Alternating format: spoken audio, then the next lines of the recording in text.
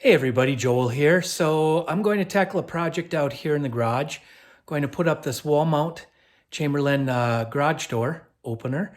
Right now I have a third horsepower Genie overhead door opener, probably like 99% of America has. Just the basic single track going right down the middle of the garage, hooking up to the door. But this one does mount right to the wall, so I'm kind of excited about that. I think this is it's not new technology at all. They've been using them on commercial doors for years and years and years. But I've only seen them come out with these residential models recently. And once I saw them, I thought, that's really going to be a nice addition to the garage. And I can get rid of this overhead track. Not that it's that obstructive, but you can see we've got the 1/3 horsepower Genie opener up here.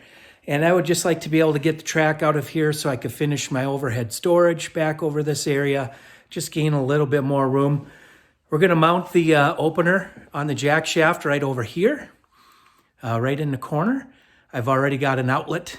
I've got a wire over there for an outlet that I fished over from the existing outlet. And I'll have to get the wires run in for the sensors and so on. But let's go ahead and get started and we'll see how this project goes. All right, let's just go ahead. I've unboxed everything. Some basic parts that you'll see in every garage door opener, the sensors, the push buttons. This has an electric lock feature. I really like this. This is basically an electric deadbolt that will mount right to the rail above a wheel on the rail. So we'll go through that process. Has some brackets here, these other wires. I haven't figured out what this is for yet. Probably something basic. The emergency cord if you've got a lift it open under power outage or something. And then this collar has got a slide to slide onto the jack shaft, and then a slide to slide on a collar to fit right over the power part of the door opener. And then that bolts right in there. Very simple, pretty sleek design, very light. I mean, it's a little bit of weight to it, but and it only mounts with these two screws in the side here and this one bracket. So I'll show you that in the instructions. But one thing that I noticed that does that kind of puts this into the residential category is do not exceed 10 door operations per hour. So I don't see that as being an issue. Not a problem at all for our household. And then just very simple power cord coming out the top. These can be mounted from both sides, right or left. So let's see. Oh yeah, in the instructions here. So you'll see that this bracket just mounts onto the side there, and that's it. That's going to screw to the wall, and that's the only fastening to the wall. So it's kind of surprising. I thought there were going to be some pretty heavy duty bolts that I'd have to bolt this down to say a couple of 2x6s or a 2x12 or something mounted on the wall, but nothing like that. So just wanted to give you a lowdown of what we're up against here. I will start the process, get the corner cleaned out over here where I've got all my stuff.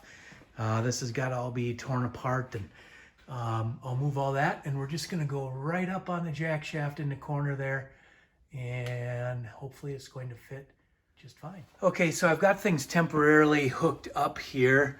I've got the safety reversing sensors just tied together here on the wall right below the opener. I got the opener mounted. I just don't trust getting everything set up and then testing to see if it works. I just wanted to mock it up here. I've got the button rigged in here. Again, all of the wires are just temporarily plugged in, running off an extension cord. I've got there's a cable slack sensor on here that's supposed to reverse the door if the cable turns slack. And I've got that just propped up in the cord up there. So it does work. I'm kind of impressed with how it all is so quiet and opens the door. It took some fussing around, a few adjustments, but the instructions are really good. But we'll go ahead and we'll give it an operation here just off of the remote.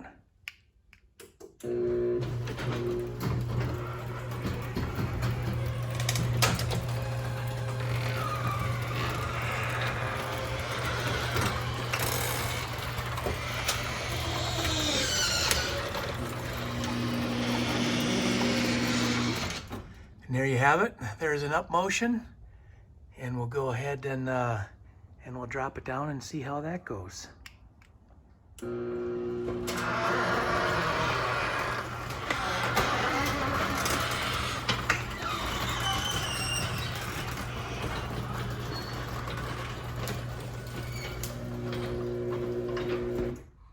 All right, so I've got some more adjustments to do. Obviously, got to get these sensors set up into the correct position, but I'm happy with how the operation is going so far.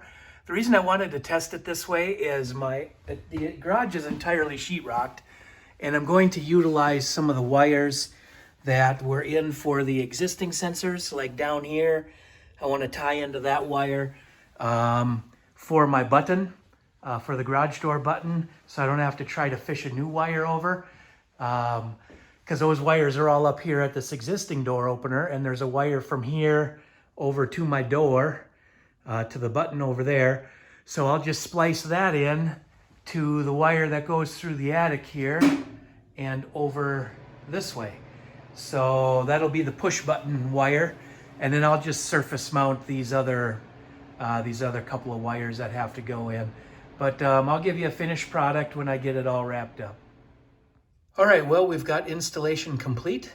Here's the button by the door. And I utilized the existing wire that went up through the ceiling and up to the old door opener. That is the light, the auxiliary light that comes with this opener. And I've got a round blank plate right up there. That's where I had to splice into my wires, the low voltage wires, so I would not have to try to fish a new wire all the way from the door button. And then I've got the opener mounted all up. The slack just sensor is right there, or a slack sensor, cable slack sensor. And then there is the door lock. And I've got the sensors across the bottom of the door, shooting across, so we're legit. No more just having them temporarily set up by the door here.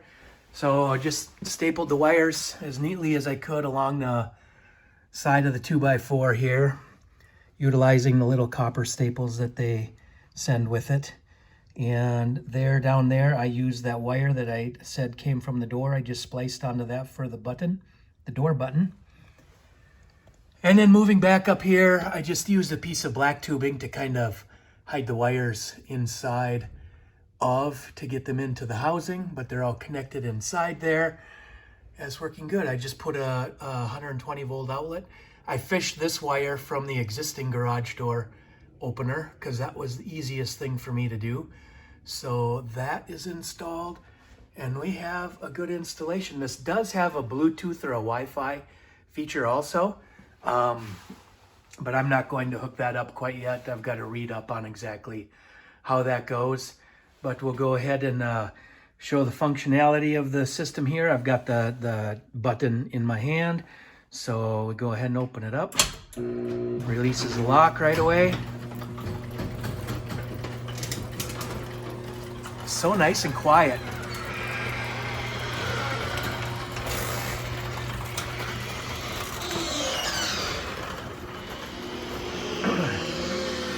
Piece of cake.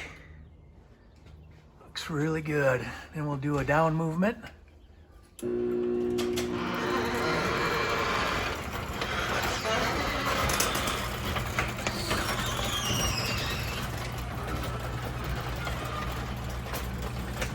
It's got kind of a soft start and a soft stop to it too that I like. And then the deadbolt goes ahead and you could hear it click. That locked. So there we have it. Chamberlain shaft mount garage door opener. I picked this up at Menards. Worked out really good. Thank you for watching. Hit like and subscribe and share with your friends. Any questions or comments, just leave them down below. And we will see you all on the next video.